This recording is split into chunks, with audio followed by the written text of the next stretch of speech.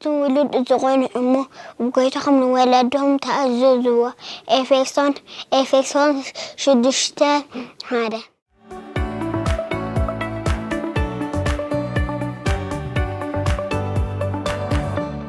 سلام قدعوا دحنا ديكم همين لكم شماي ليليان أبراهام يبهال هذا زقروا لكم أب مزمور داويت بل 23 بملؤ كل لكم إياه بك علي زابير قواسايي إيو زقول لني بالله قبل مؤشخا يوعلني نابز عرفه لما يهوتي مرحني نسون نفسي يهدأ لمن قد تصدق إلي مرحني بترخان مركز خان أنا نعني إيامه نسخان مسعي خامو بروبا دينامو تقوات تاخدهو تصبع يفرحني نسخاب كرمي قد سألاتي ما عدت سرع لي نرسي بزيت تلخيو تصوعي يجرب بالو بحق سهل محرة كسعباني إيان أبيتك زابير كأن نزال عالم كنبر إياه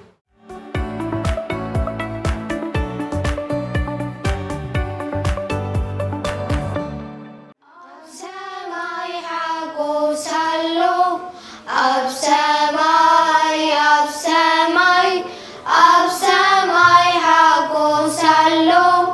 hallelujah samai ya dasta bit now ya dasta samai ya dasta bit now hallelujah heaven in the happy place heaven in the happy place hallelujah mani waka gammachuda mani waka gammachuda hallelujah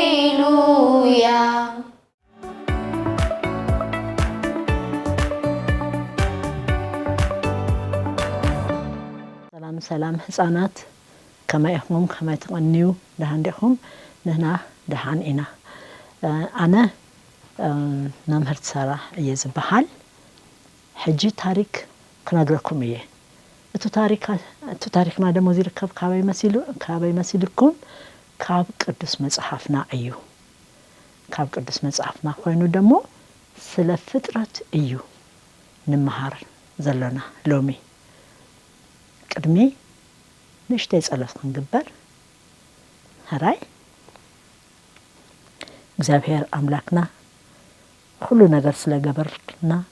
ንመስገነካ ሕጂ ደግሞ እንትንመሃር ዘለና አንተ በአልኻ ንስኻ አምሕረና ንስኻ ኩን በጌታ በኢየሱስ ክርስቶስ ስም አሜን እሞ ሕጂ እቱ ታሪክ ክንመሃሪና ነግረኩም አለሁም ስለምንታይ ዝንመሃረ ስለ እንታይ ስለ ፍጥረት ጽቡቅ ኦኬ እግዚአብሔር በመጀመሪያ ሰማይን ምድርን ፈጠረ ሰማይን ምድርን ፈጠረ ዳሃር ምድር ድማ ግዛ ይብላን ነራ ጥራን برحان نيرا ولا حنتي نجاري بالله نيرو صلمت نيرو تصلمت دما قبل علي ما عمقنا نبرة ناي أملاك منفس دما لا علي مايات يزنبي نبرة ده هرق زابهر كله رئيوسي صبق فوي مقانون ترقه انتي بلا برهان يفهم بلا هو برهان صبق يوكو صلمت نفره هنا عيقونا هو برهان يفهم بلا برهان يرأيكم الله برهان يخونه دهار نتو برهان معالتي نتو صلمت دما ليتي إلو سمايو هذا معلتي حلفوا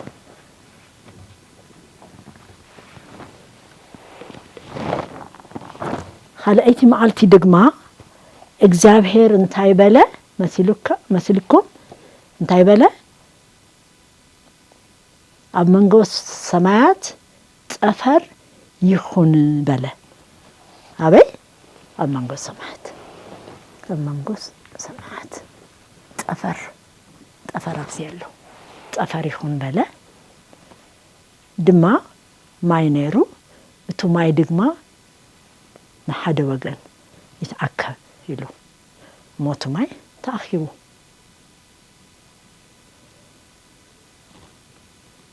እቱ ንዑዝ እንታይ ኢልዎ መስልኩም ምድሪ ኢልዎ ምድሪ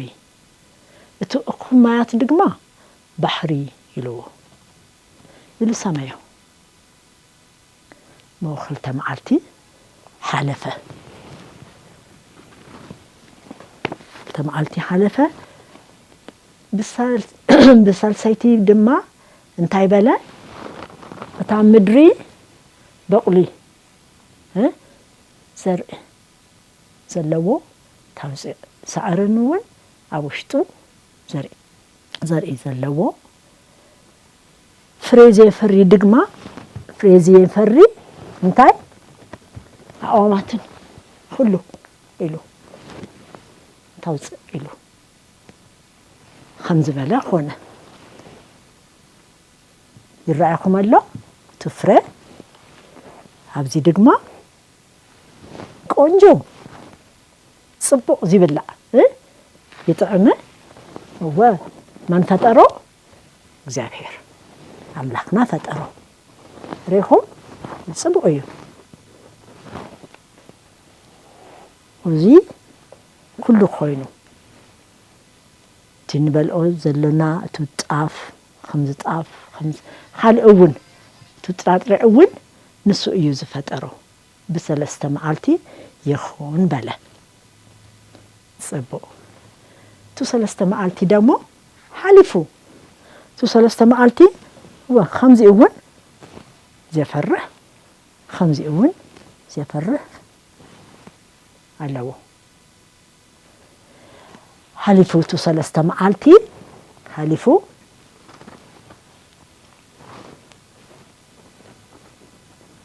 ለይቲ ኮይኑ ብጋሓትን ኮይኑ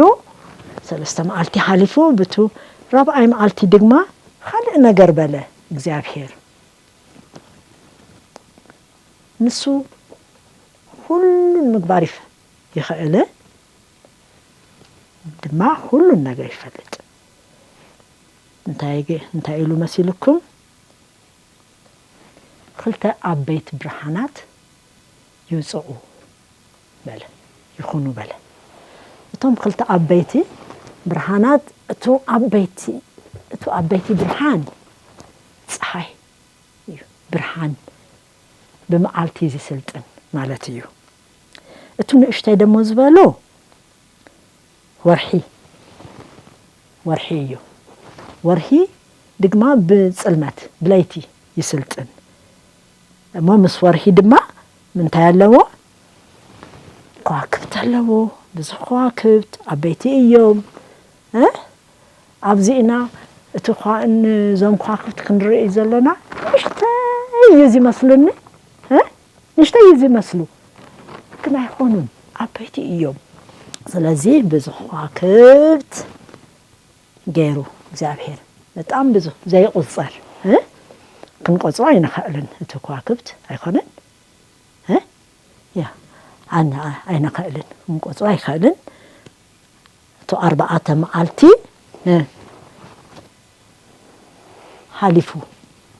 ሓሊፉ ግን ንምንታይ ይመስለኩም እግዚአብሔር ነዚኦም ይኹኑ ዝበለ ንምንታይ ለይቲ ንምንታይ መዓልቲ እንታይ ይመስለኩም ሓደ ነገር ኣለዎ ዝገበሮ ምክንያት ኣለዎ ቱ ንመዓልትን ንዘመናትን ንዓመታትን መፍለይ ይኹኑ በለ ሪኢኹም ጽቡቕ እዩ ኣይኮነን ጽቡቕ እዩ ብጣዕሚ ጽቡቕ እዩ ምክንያቱም ብርሃን እንታይ የለን كل شيء صلمت يجوز يكون صلمت كل شيء دمو صبو يكونن እግዚአብሔርን እንመስግናለና እዚህ ስለገበርና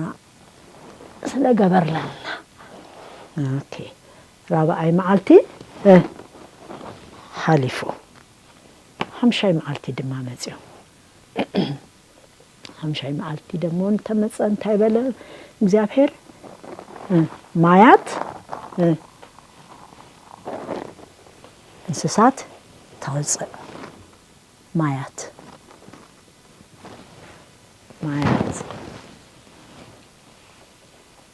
በማያት ውስጥ ድማ ዝነብሩ አለዎ እንታይ አሳታት ጥራይ ዚኦም አይኾኑን እኮ በጣም ብዙ አይነት እዩ ዘለዎ በጣም ብዙ አይነት እሞ አብማት ድማ ዝነብሩ ዚኦም ጥራይ አይኾኑን ኻል እንስሳት ውናሉ ከም ሓርገጽወ ኻል አታበይት ይውን አሉ አቡሽጢ ማይ ዝነብሩ نعوش شاد أخونا زبالة لعلي مدري تحتيت أفردق ما انتهي لا أعواف يبرروا بلا دينك اليوم صبغات اليوم أخونا بزوحات عينات اليوم دمو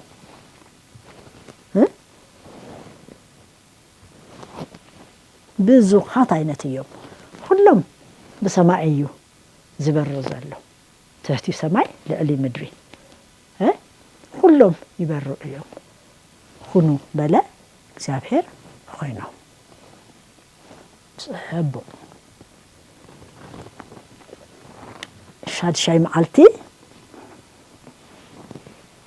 إذا كلهم تفترة እግዚአብሔር መልካም ጽቡቅ እንተሆነ ሪኡ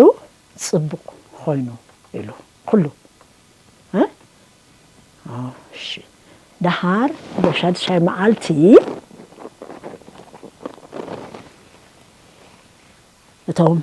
بقدام أو ببرحة زنورو انسسات يخونوا بلد توم عبيتي انسسات فترو يخونوا بلد خوينو أنبسا قጭነታት ተም قጭነታት ተም حرمز خالق بغزاون زينبرو مسانا زينبرو أدقي يدما دراي كله خالقات بزح له أبزي زين رأيه زي كله فترة كله رأيه صبق هينو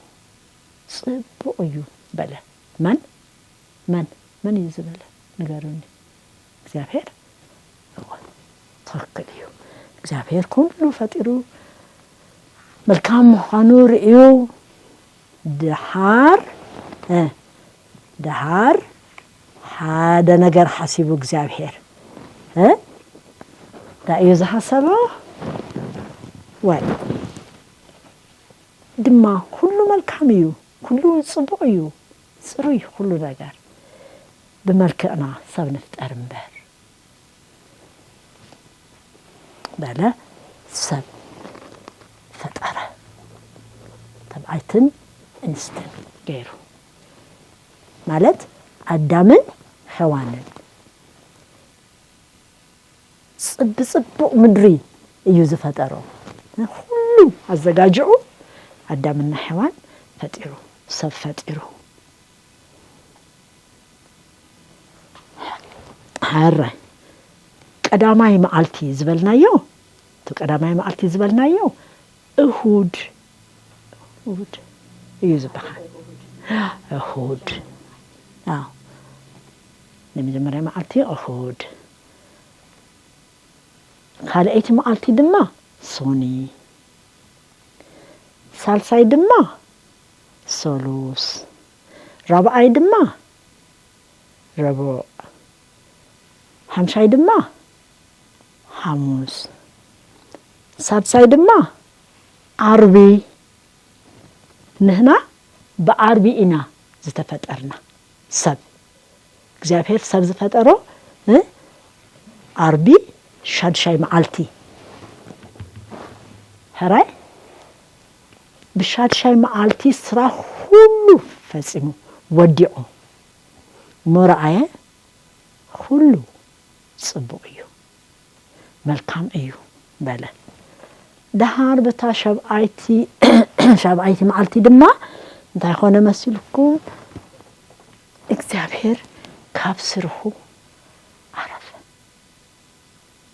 انت ማለት እዩ ደኪምዎ إلو يوزع عرفة نو እግዚአብሔር አይደግሞን ግና ሁሉ ፈጽሙ ወዲኡ በሰንበት ዕለት በሳብዓይቲ አሪፉ እታ ሳብዓይቲ መዓልቲ ማዕዝያ ቀዳሚያ ሞ በታሰንበት መዓልቲ ደሞ ናበኢና ንኸይዶ ቤት ጸሎት ቤተ ክርስቲያን نخيدنا انت خنقبر تو أملاكنا خنا مسكن خنلمن خنزمر نمن نأملاكنا من ينسو እግዚአብሔር أملاكنا أيو سلازي كل سرا ودي أولو نحنا دمو تاسنبت كان እሁድ አይሆነትን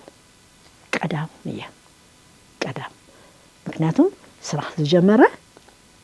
ታሃደ ማልቲ እሁዲያ ይለኩም ታካላይቲ ድማ ሶኒ ታሳልሳይቲ ድማ ሶሎስ ጽቡ ራባይቲ ድማ ረብዑ ሐምሳይቲ ድማ ሐሙስ ሻድሳይ ድማ نحنا ተፈጠርና معزيو عربي معز عرفة እግዚአብሔር ካብስርሑ ሁሉ ቀዳም ሰንበት እያ ቅዱስ መጽሐፍና ይነግረና ቀጽልና ካለ ማዓልቲ ካብዚ ዝቅጽል ስለ ሰንበት ውን ንመሃር هراي ምሳና ስለ ጸናሕኩም በጣም ደስ ይብለና እግዚአብሔር ይባርኩም كساب نراكب سلام خونو حصانات سلام نفتوكم منا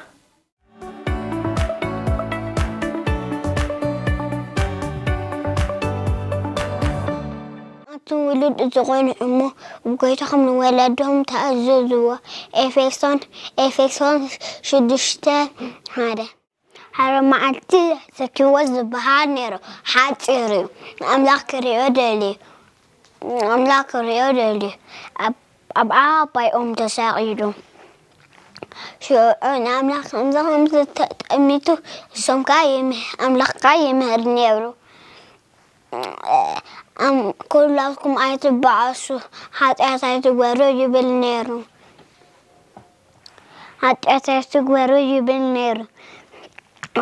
شو ذكي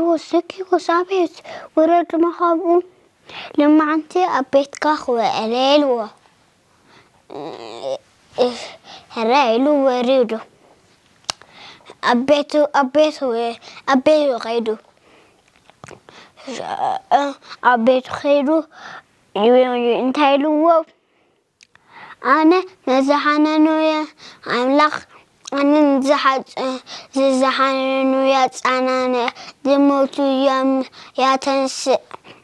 زحما مخايا حويلي لو الصغا هاكم قبري لو شو توتي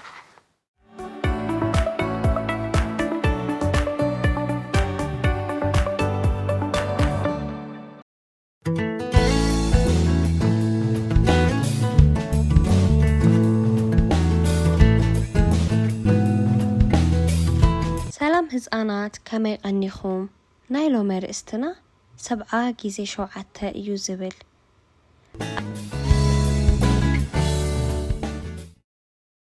أب ماتيوس معرف 18 قطر 35 كم زيبل نأحواتكم كاب لبخم يقربلو ናይሎም ማዓንቲ መልእኽቲ ድማ እግዚአብሔር ካባና ዝደልዮ ነገር ካብ ልብና ንኻልኦት ይቕረ ክንብል እዩ። ህፃናት ይቕረ ምባል ክሳዕ ዝኸብደኩም ዝኾነ ሰብ ኣናዲድኩም ዶ ይፈልጥ? ሓደ እዋን ጴጥሮስ ከምዚ ክብል ንኢየሱስ ሓተቶ፣ ሰብ እንተበዲሉኒ ክንደይ ሻዕ ይቕረ ክብሎ? 7 ሻዕ ዶ ይቕረ ክብሎ? በቲ ሽዑ ጊዜ 3 ሻዕ ይቕረ ምባል ልሙድ ስለ ዝነበረ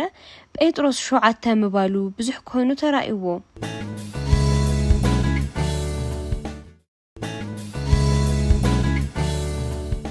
ኢየሱስ ከዓ 70 ጊዜ 7 በሎ። እዚ ማለት ከዓ እቲ ጥፍኣት ከይቆፀርና ይቕረ ንምባል ኩሉ ሻዕ ድልዋት ክንኸውን ይገብረና። ኢየሱስ ድማ ንጴጥሮስ እዚ ታሪክ ነገሮ። ሓደ ናይ ንጉስ ገንዘብ ዝቆፃፀር አገልጋሊ ነበረ። ዝኾነ መዓልቲ እቲ ንጉስ ኮፍ ኢሉ ገንዘቡ ክፅብፅብ ምስ ጀመረ ኣብቲ አገልጋሊ ብዙሕ ዕዳ ረኸበ።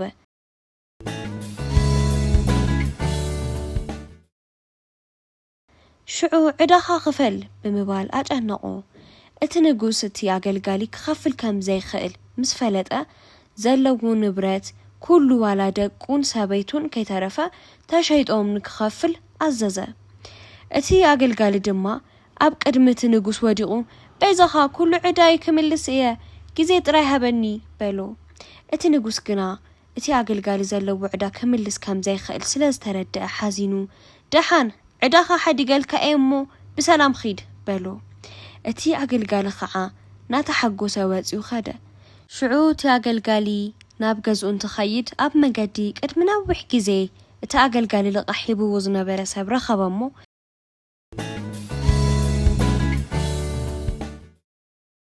ልቓሕካ መልስ ኢሉ ድማ አጨነቆ። እቲ ተለቂሕዎ ዝነበረ አገልጋሊ ድማ በጃኻ ጊዜ ጥራይ ሃበኒ እምበር ኩሉ ክምልሰልካ እየ በሎ። እቲ አለቃሕ ግና ጊዜ ክህቡ ኣይፈቐደን። ነቶም ናይቲ ንጉስ ሓለውቲ ፀዊዑ እሰርዎ ብምባል አዘዘ። ነዚ ዝረአዩ ካልኦት አገልገልቲ ንጉስ እቲ ዝኾነ ሁሉ ኸይዶም ነቲ ንጉስ ነገርዎ። እቲ ንጉስ ድማ ነዚ ምስ ሰምዐ ሒዝኩም ኣምፅዎ በለ። ሒዞም ድማ ኣምፅኡሉ። እቲ ንጉስ ከዓ እንታይ ኢኻ ዝገበርካ? እቲ ዝበዝሐ ናትካ ዕዳ ሓዲገልካስ ከመይ እቲ ዝነኣሰ ዕዳ ንምሕዳግ ይኸብደካ ኢሉ ሓተቶ። ዳሕራይ እቲ ንጉስ ንስኻ ዘይእሙን አገልጋሊ ኢኻ ብምባል ነቶም አገልገልቲ ፀዊዑ ውሰድዎ ዕድኡ ክሳብ ዝኸፍል እሰርዎ በለ። እቲ አገልጋሊ ድማ ናብ ማእሰርቲ ተደርበየ። እምበኣር ህፃናት ካብዚ እንታይ ኢና ንመሃር? አንሕና ብዙሕ ክነጥፍእ ተለና እግዚአብሔር ይቕረ ይብለና ወ። ስለዚ አንሕና ድማ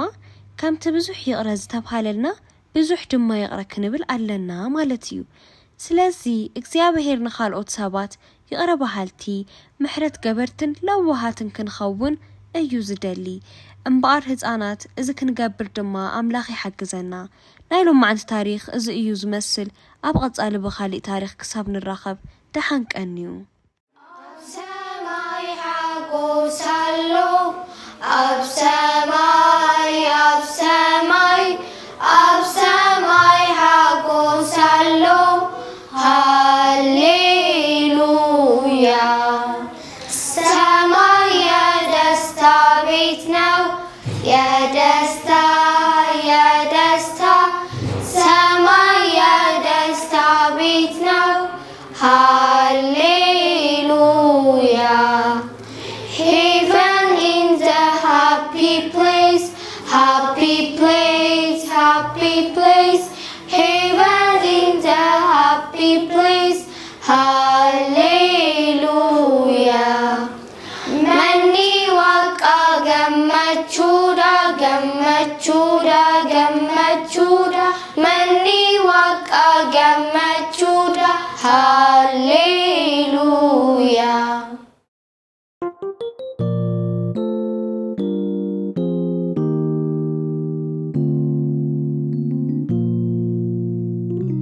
Kamnai mitri fitret ablizuni kamam salu giru bedau fatiruni zagarem giru koi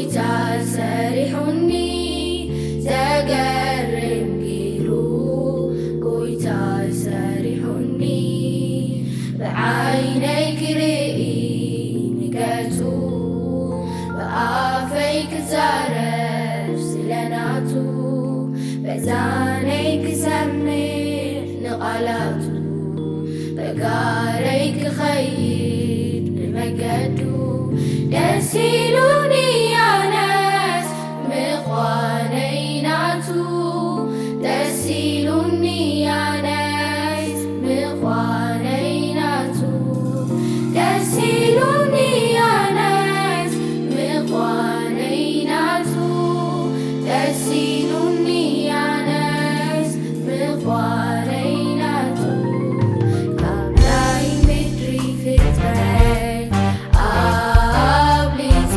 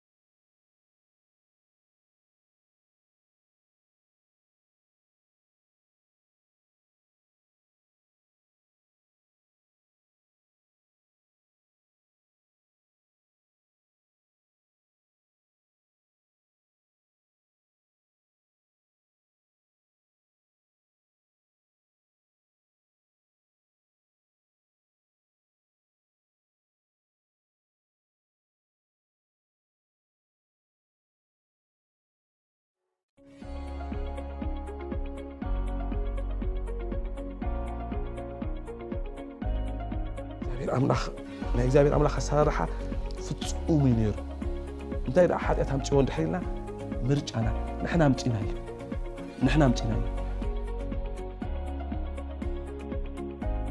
ደስ በሎም ብናይ ሰብ ፍጥረት ብናይ ሰብ ናብዚ መሬት ወይ ናብዚ ዓለም ምምፃእ ኣዝዮም ከም ተሓጎሱ ኢና ዘለኹም ኢሎም ቶም መላእኽቲ ምስ መስከሩሎም ነገር ግን ኣብ ዒንቶም ዝጋረዶም ደመና ከም ዝነበረ ኩሉ ከምኡ ከዓ ጎይታ ኢየሱስ ክርስቶስ ብደመና ብኽብሪ ብሓይልን ብስልጣንን ክመጽእ እግዚአብሔር አምላኽና ሰማይን ምድርን ዝፈጠርኻ ናይ ፍጥረታት ፈጣሪ ናይ ሓያላት ሓያል ናይ ነገስታት ንጉስ ዝኾንኻ ክብሪ ምስጋና ስግደት ኣምልኾ ተጠቕሊልና ኣኻ ይኹን እንሆ ድማ ጎይታይ መዓረይ ኣብዚ ስክሪን እዚ ክንጅምር ከለና ጎይታይ መዓረይ ንሕና ፀጥ ክንብል ስኻ ክትዛረብ ፈቃድኻ ይኹን እዚ ኩሉ ከም ትገብርና ኣሚንና እሞ ብወድኻ ብኢየሱስ ክርስቶስ ስም ዝለመናካ ዘበለ ኩሉ ይትኽለአና ኣሜን እግዚአብሔር ይመስገን እንግዲህ ለማዓንቲ ኣብዚ ትሪእዎ ዘለኹም ናይ ኣእምሮ ሰላም ኣፍቲ ኣጨናቂ ዝኾነ ዓለም ኢልና ኢና ክንጅምር ክብሪ ንኣምላኽና ይኹን ናይ ኣእምሮ ሰላም ኣፍቲ ኣጨናቂ ዝኾነ ዓለም ሰላም ለሃገርና ለገዛና በተለይ ለልብናን ለአእምሮናን ሰላምሲ ኣበይና ንረክብ ልብል ሓሳብ ኢና ሎማ ዓንት ክንዛረብ ሕዋተይ ሰላምሲ ኣበይና ንረክብ እንግዲህ ሰብ ፍጥረት ሁሉ ሰላም ይደልዩ ሰላም ጸልእ ሰብ የለን ግን ሰላም በምንታይ ምክንያት ኢና ክንረክቦ ንኽእል ኢና ሎማ ዓንት ክንዘራረብ እግዚአብሔር ይመስገን ሰባት ንሕና በተሓሳስባና ናይ ዘለዓለም ድልየትና ኩላትና ሰላም ከም እንደሊ ርዱ እዩ ማለት ሲ ኩላትና ሰላም እንደሊና ሰላም ዘይደሊ ፍጡር የለን እሺ ሰላም እንደሊ እንተዳ ኮይንና ብምንታይ ምክንያት ኸይና ሰላም ክንረክብ ንኽእል ሓፍተይ ድልየትኪ እዚ እዩ ሓወይ ድልየትካ እዚ እዩ ማለት ሰብኣይ ይኹን ሰበይቲ ቆልዓ ይኹን ዓብይ ሰላም ይዝደሊ ዝተፈላለዩ ዓይነት ነገር ቋንቋ ይሃልዎ ሰላም ይዝደሊ ግን ካበይ ክመጽእ ዝኽእል ሰላም ኢልና ክንሓስብ ናይ ኣእምሮ ሰላም ከመይ ዝበለ ግሩም ሃፍቲ እዩ ናይ ኣእምሮ ሰላም ግሩም ሃፍቲ ምዃኑ እንተዳ ተረዲእና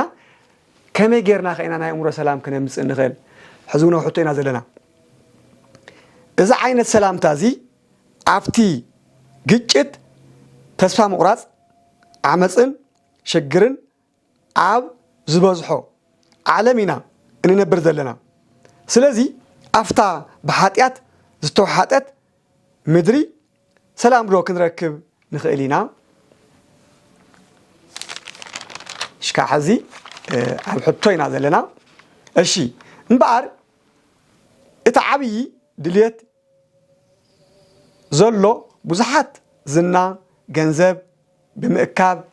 ስልጣን ብምድላይ ብትምህርቲ ብውቀት ብሓዳር በዚህን በቲን ዝመሳሰሉ ሰላም ንምርካብ ይምኮሩ ይኾኑ ንምኩር ንኸውን ከምኡ እውን ብኢፅ ብጥንቆላ ብዝመስል መስተ ብርካታ ብካራምቡላ ፑል ብዝተፈላለየ ኣብዛ ዓለም ዝግበር ዝና ኣእሙረይ ንክዕርፍ ተባሂሎም ከም ዝግበሩ ዝተለመደ እዩ ነገር ግን እዞም ዝተጠቐሱ ከምኡ እውን ብዙሓት ዘይተጠቐሱ በዞም ነገራት እዚኣቶም ክንዓርፍ ኢልና ምስ እንሓስብ ነእምሮና ግና ጥርሓ ትተርፍ ብዙሕ ሰብ ጥሪት እኽሊ ገዛውቲ መኪና ድንኳናት በዝሒ ቅርሺ በዓል ስልጣን ቤተሰብ ደፍተራ ቤተሰብ ሽፈር ሓኪም መምህር ግብርና ሓረስታይ ነዳቂ ኢንጂነሪ ብዙሓት ስሞም ዘይተጠቐሱ ኣብዚ ምድሪ እንምክሐሎም ክህልውን ኣይኽእሉ እዮም ነገር ግና ጠንቋሊ ዝኾነ ዝመስል ነገር ክበና ይኽእል እዩ ደፍተራ እውን ከምኡ ሓቂ ዝመስል ከርየና ይኽእል እዩ ሓኪም ካብ ሕማምና ንክንፍወስ ሽፈር ካብ ሓደ ቦታ ናብ ሓደ ቦታ ክንኸይድ ክወስደና ይኽእል እዩ መምህር ብውቀቱ ከመረና ይኽእል እዩ ኢንጂነሪ መንገድታት ጽርግያታት ክሰርሕ ይኽእል እዩ ድንኳን ሰርሕ እውን ከምኡ ብገንዘብና ክንለዋወጥ ንኽእልና ኣብ ባንክ ዝሰርሑ ዘቕመጥና የገንዘብ ክውና ይኽእሉ እዮም ሓረስታይ እኽሊ ሓሪሱ ብገንዘብና ክንለዋወጥ ንኽእልና ሓደ ነገር ግና ክነግረኩም ይደሊ ሰብ ብገንዘብ ንሰብ ከእስር ከቐትል ናብ ዝኾነ ጭንቀት ከእቲ ይኽእል ሽፍታውን ክዘርፍ ሰበይቲ ሰብኣይ ክምንጥል ይኽእል እዩ ከመይ ኣብ መርገም ዝጠልቀየ ምድሪ ብኣዳም ምኽንያት ኢና እንነብር ዘለና በዞም ኣብ ላዕሊ ዝተጠቐሱ ማንም ሰብ ካብ ሞት ርእሱ ዘድሕን ሰብ የለን ኩሎም ዞም ዝተዛረብናዮም ጉዳያት ክግበሩ ይኽእሉ እዮም ኣብዚ ምድሪ ግን በዓል ሃፍቲ በዓል ጥበብ ሓረስታይ ክኾን ይኽእል ኢንጂነር ክኾን ይኽእል ዝተፈላለየ ዓይነት እውቀትን ሃፍትን ዝተፈላለየ ዓይነት ይሃልዎ ግን ካብ ሞት ከድሕን ዝኽእል ግን የለን ካብ ሞት ከድሕን ዝኽእል የለን ምኽንያቱ ብኣዳም ምኽንያት ሞት ስለተሰርዐ ካብዛ ሞት እዚኣ ግን ብገንዘበይ ከድሕን እየ ዕድመ ክውስኽ እየ ዝብል ፍጹም ኣብ ዓለም የለን ክብለኩም ይፈቱ ማለት እዩ ኣሕዋተይ ማንም ሰብ ካብ ሞት ርእሱ ዘድሕን ሰብ የለን ማንም ድማ ብገንዘቡ ብፍልጠቱ ነብሱ ካብ ካልኣይ ሞት ዘድሕና የለን እዚ ዝኾነ ምኽንያት እንታይ እዩ ኢልኩም ትፈልጡ ዶ ምኽንያቱ ሰብ ካብ ሞት ከድሕን ዝኽእል የለን ካብቲ ካልኣይ ሞት ከዓ ዳሕራይ ክነውግዐሉ ኢና ካብዞም ክልተ ሞታት ግን ሰብ ብገንዘብ ከድሕን ዝኽእል የለን ኣይተጻሓፈን እሺ እዞም ዝረአናዮም ድማ ፍጹም ሰላም ፍጹም ዕረፍቲ ዝረክብ ኣይርከብን የለን እውን ምክንያቱ እቶም ዘነበብናዮም ክፍልታት ገንዘብ ርኢና ኢና ሓኪም ርኢና ኢና ሽፈር ርኢና ኢና ዝተፈላለዩ ኣብዚ ምድሪ ርኢና ኢና ማለት እዩ መስተ ርኢና ኢና ግን እዞም ዝናዚኦም ሓደ ንልብና ዕረፍቲ የውናን ካልኣይ ከዓ ካብ ሞት ከድሕኑና ኣይኽእሉን ብሩኻት ኣሕዋተይ እግዚአብሔር ሰብ ብዝፈጠረ ብፍጹም ሰላምታ ደስታ ብዘይጉድለት ንክነብር ኣብቲ ናይ ኣትክልቲ ስፍራ ኣቐሚጥና ነይሩ ነገር ግና ኣዳምን ሔዋን ናይ እግዚአብሔር ትእዛዝ ምስ ተሓላለፉ ጎሃይ ተሰሚዕዎም ቅድሚኡ ናይ እግዚአብሔር ምርኻብ ይናፍቁ ነይሮም ትእዛዝ ምስ ተሓላለፉ ግና ብሕፍረት ንባዕላቶም ተሓውኡ እቲ ዝነበረ ደስታ ሰላም ብጣዕስን ብፍርሓትን ተክእዎ ንባዕሎም ጥራሕ ዘይኮነስ ሕጊ ምስ ተሓላለፉ ዓለም ብምሉኡ ከምቲ ንሪኦ ዘለና ኮይኑ ኣሎ ብርግጽ ነፍስና ብእግዚአብሔር እኳ ተጸምአ እቲ ሓጢአተኛ ሰብነትና ግና ልክዕ ከም ኣዳምን ሔዋንን ብድልየትና በዓልና ኣብ ምውዓል ብጭንቀት ብፀበባ ልዕል ዓቕምና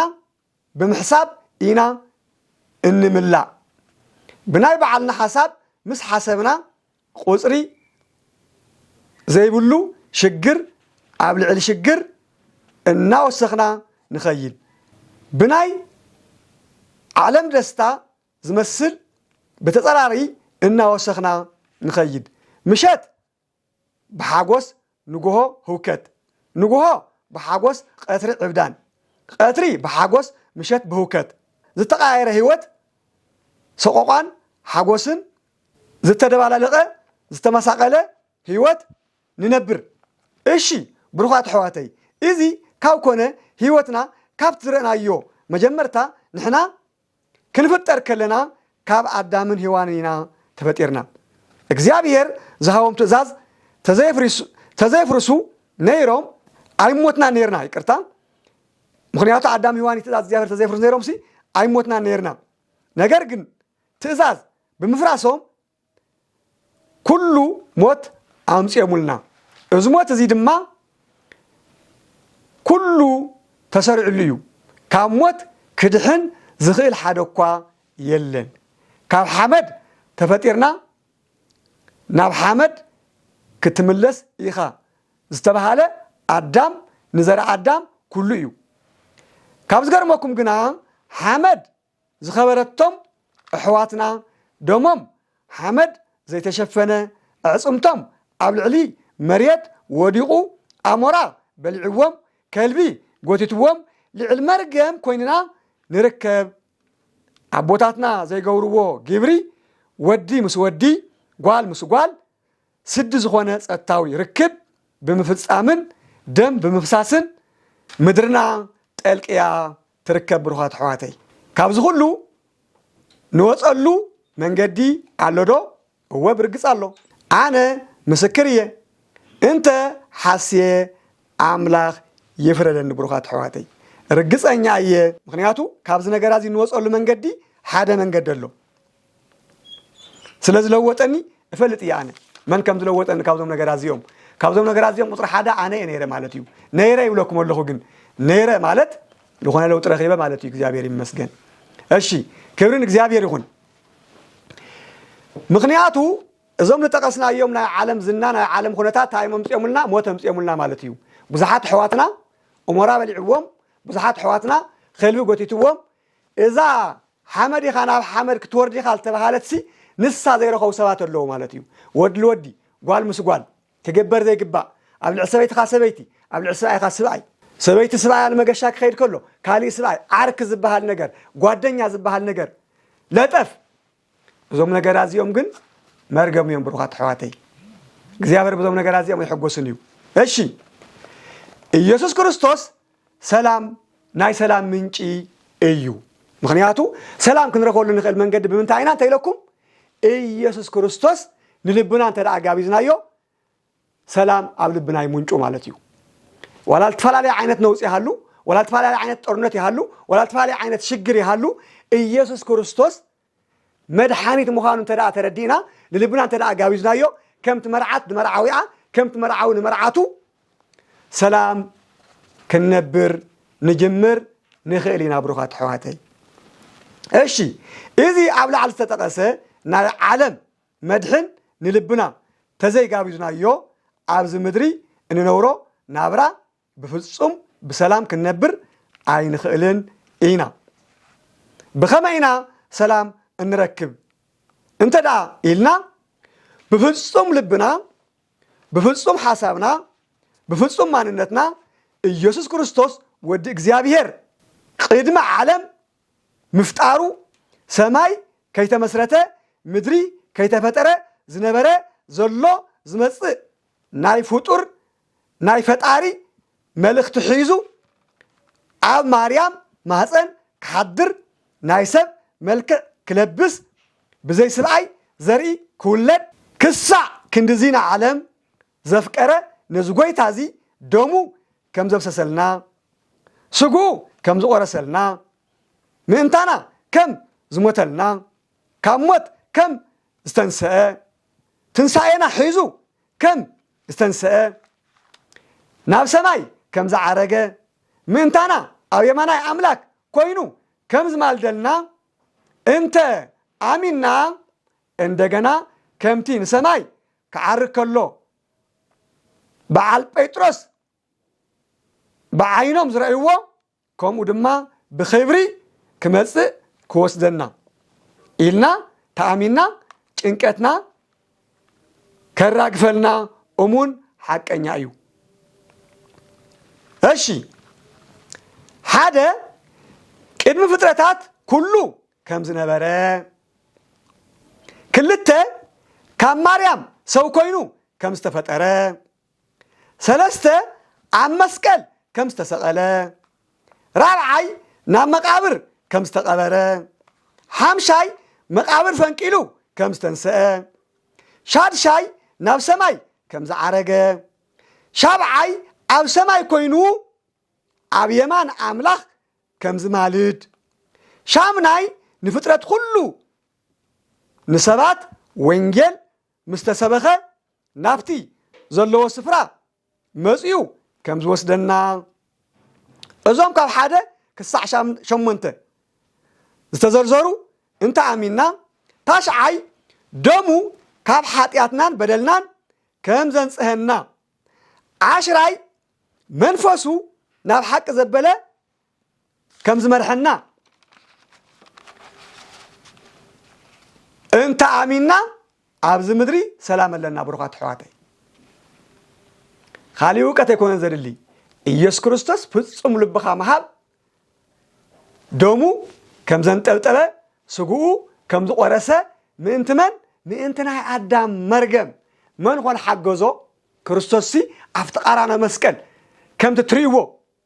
ብዝኾነ ዓይነት ቢዶታት ትሪዎ ሰይኮነን ግን ልክዕ ከምኡ ደሙ ከንጠብጥብ ከሎ ስጉኡ ክቆርስ ከሎ መን ኾን ሓገዞ ብሩኻት ሕዋተይ ምንቲ ሓጢኣትካ እኮ ይሞይትልኻ ምንቲ ሓጢኣትካ እኮ ይሞይትልኺ እዚዩ ምክንያቱ ካብዞም ኩላ ጭንቀት ካርፈካ ዝኽእል ክትቋቋም ትኽእል እዚ ደሙ ለንጠብጠበ ክርስቶስ ንልብኻን ተጋቢዝኻ እዩ እግዚአብሔር ይመስገን ኣብዚ ምድር ሰላም ኣለና ኣብ ሰማይ ድማ ንመንግስቲ ኣምላኽ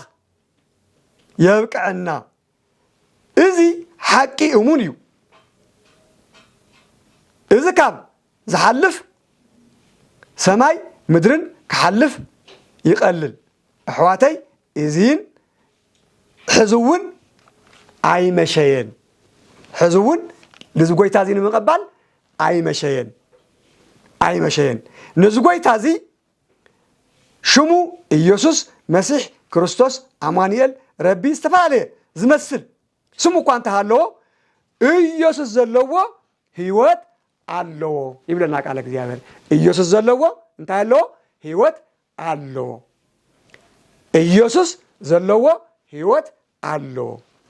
ኢየሱስ በፍጹም ልቡ ዝአምን ናይ ዘላለም ህይወት አሎ እዚ ጎይታዚ ንልብኻ ምስጋበዝኻዮ ፍርሃት ካብ ልብኻ አውፅዩ ይድርብዮ ዋላ ተሞትካ ክርስቶስ ክመጽእ ከሎ ከም እትትንስእ ርግጸኛ ክትኸውን ይግበአካ ኣሕዋተይ ጾር ዝኸበደኩም ናብ ኢየሱስ ጾርኩም ደርቢዎ በህይወት ክትነውሩ አሜን ይስማዕኩም እግዚአብሔር ይመስገን ብሩኻት ኣሕዋተይ ምክንያቱ እዚ ቀሊል ነገር ይምሰልኩም ንምዝራው ቀሊል ክመስለኩም ይኽእል እዩ ናተይ ህይወት ታሪክ አምላኽ በህይወት ተነበርና ድሕር ግዜ ክነግረኩም ይኽእል እየ እዞም ዘንብቦም ዝነበሩ ጥቅስታሲ ኩሎም ኣብ ህይወተይ ዝፍጸሙ ነበሩ እዮም ልዕሎም ለመንጋሮም ዘሕፍሩ ኣብ ልዕል ህይወተይ ዝፍጸሙ ዝነበሩ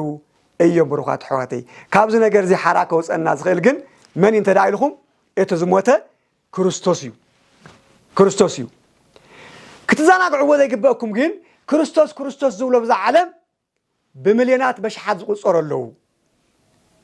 እወ እዚ ክንብሎ ፀናሕና ክንርስዖ ዘይግበአና ዓለም ኢየሱስ ትብለላ እሺ ነገር ግን ኢየሱስ ዝበለ ሁሉ መንግስተ ሰማያት አይወርስን እዩ እቶም ናይ ኢየሱስ ውልድነት ዝተቀበሉ ከምቲ ንሱ ዝነብሮ ክለማመዱ እዩ ዝግብኦም ምክንያቱ ክርስቶስ አቦ አባይ ለጽውዕ እንተኮይና አነ ናይ ክርስቶስ መንገዲ ክተል ይለኒ ክርስቶስ ታዩ ጻድቅ እዩ ክርስቶስ ታዩ ሩሕሩሕ እዩ ክርስቶስ ታዩ ሕያዋ እዩ ኃጢአተኛታት ሰባት አይጸልም ንኃጢአት ግን ፈጽሙ ይጽየፎ ክርስቶስ ምክንያቱ ክርስቶስ ዘለዎ ሰብ ኃጢአት አይኮነን ዝለማመድ ጽድቂ ዝለማመድ ብሩኻት ኣሕዋተይ ክንዝንጉዕ ዘይብልና ክርስቶስ ዘበለ ሁሉ ናይ ክርስቶስ ወገን ይልና ክንዕሸ ይብልናን ማለት እየ ምክንያቱ ክርስቶስ ዋጋ ከፊልልካ እዩ ደሞን ጠብጢብልካ እዩ ስጉ ቆሪስልካ እዩ ግን 10,000 5,000 ጉልበትካ ገንዘብካ ግዚያካ መቂልካ ናብ ሰባት ኸይድካ ክርስቶስ ክረክብ ምባል እዚ ጌጋ እዩ ክርስቶስ ናብ ዓለም ሁሉ ይዝበለ ናብ ሰባት ናብ ሓደ ጓዳ ኸይድካ ክርስቶስ ክትቀበለ ይኾንካን ናይ ክርስቶስ ወገን ዝኾኑ ሰባት ታዮም ብነፃ እዮም ለገልግሉ እምበር ገንዘብ አይቀበሉን እዮም ገንዘብ ሃበንሞ እዚ ገብረልካየ ገንዘብ ሃበንሞ እዚ ገብረልካየ ዝበሃል ነገር ናይ ክርስቶስ አይኮነን ሐስተኛ ክርስቶስ ምዃኖም ከተለልዎም ይግባአኩም ይብሩኻት ኣሕዋተይ ናይ ኢየሱስ ክርስቶስ ሰላም ከምታ ዓለም እትዎ ሰላም አይኮነን ሰላም ኢየሱስ ክርስቶስ ንጸልማት ብርሃን نهوكت سلام نحازن دستا نمقراء تسفى نموت هيوت ذهب سلام يو كبرنا أملاخنا يخون قلبات يو እግዚአብሔር ይመስገን ሉቃስ ምዕራፍ 1 ቁጥሪ 79 ንሱውን ኣብ ጸልማትን ኣብ ጽላለት ሞትን ንዝርከቡ ከብርህ እዩ ንእጋርና ድማ ናብ መንገዲ ሰላም ክመርሕ እዩ ይብል ዮሐንስ ምዕራፍ 14 ቁጥሪ 17 ሰላም ይሓድገልኩም ኣለኹ ሰላማይውን ህበኩም ኣለኹ إذا أنا زوجكم زلخو كم تعلم زهو أيكونن ليكم ده ناي كرس السلام كم تعلم هو سلام أيكونن ناي عالم سلام زنايو ناي كرس السلام جن هيوت يجزابير مسجن لبخم أي شبر أي يفرح أون لبخم أي شبر أي يفرح مسألة أوس أجن ود سب ناي حاتيات كبدت ايو حاتيات دما كاب املاح زرحق كترحق يقبركا قبرها وريا معرف 3 قطر 10 شعته انبار حاتياتكم انتي كدمسسلكم كاب قص اغزابير اون زبن محداس منتي كمصالكم نتي اقدمو ناخاتكم زحاريو ኢየሱስ ክርስቶስ ምንቲ ክሰደልኩም ተነሱሁን ተመለሱን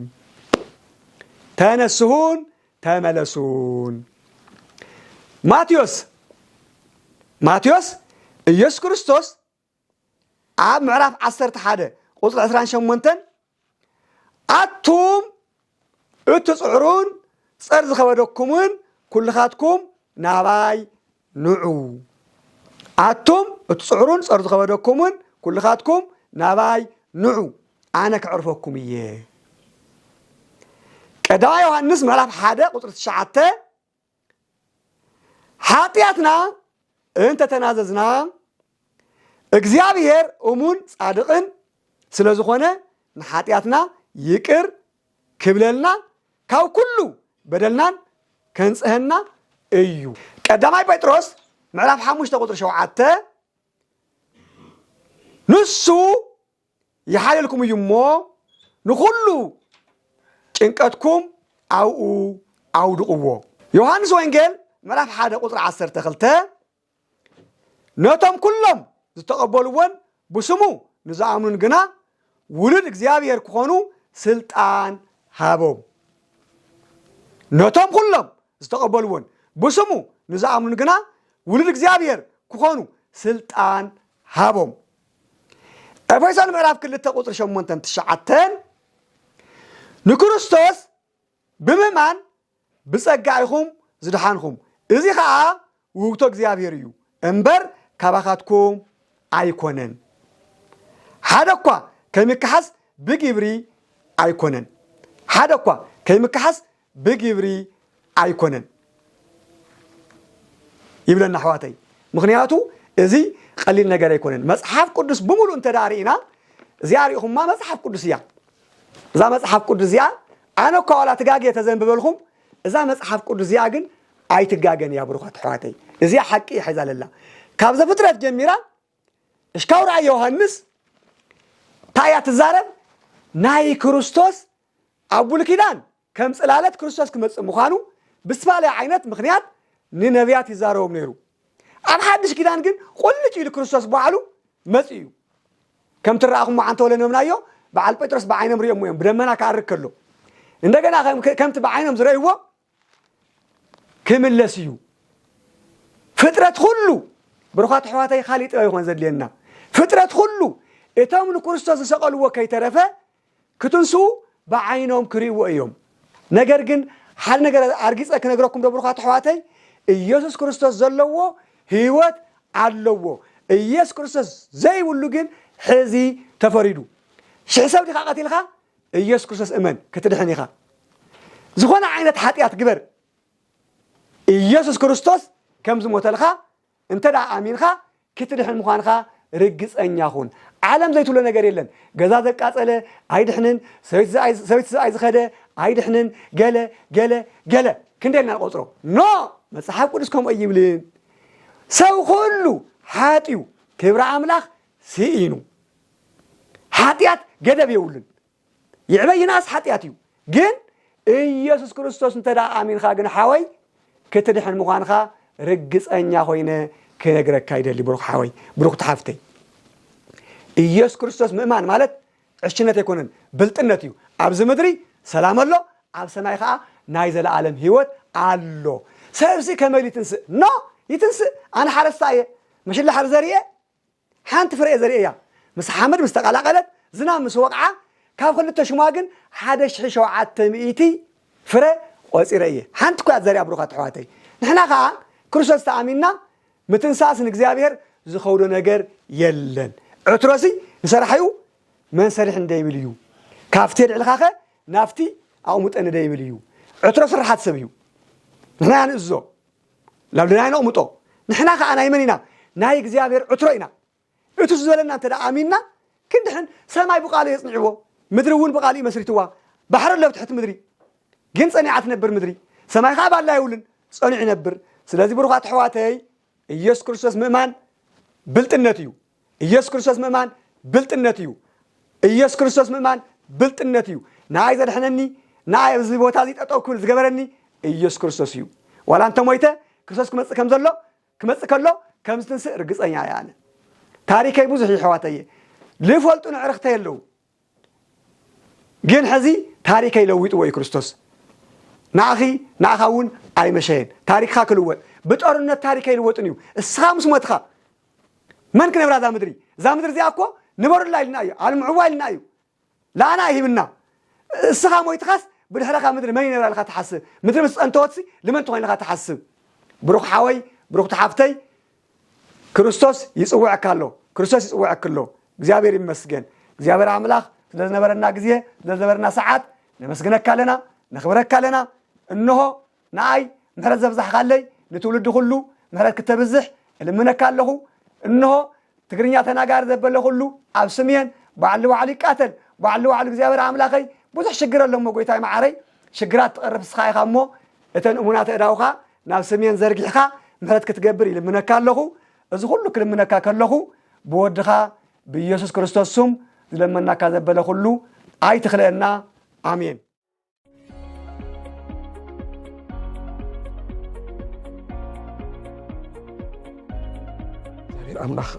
እግዚአብሔር አምላክ አሰራርሓ ፍጹም ይነሩ እንታይ ዳ ሓጢአት አምጪዎ እንድሕሪና ምርጫና ንሕና አምጪና እዩ ደስ በሎም ብናይ ሰብ ፍጥረት ብናይ ሰብ ናብዚ መሬት ወይ ናብዚ ዓለም ምምፃእ ኣዝዮም ከም ተሓጎሱ ኢና ዘለኹም ኢሎም እቶም መላእኽቲ ምስ መስከሩሎም ነገር ግን ኣብ ዒንቶም ዝጋረዶም ደመና ከም ዝነበረ ኩሉ ከምኡ ከዓ ጎይታ ኢየሱስ ክርስቶስ ብደመና ብኽብሪ ብሓይልን ብስልጣንን ክመጽእ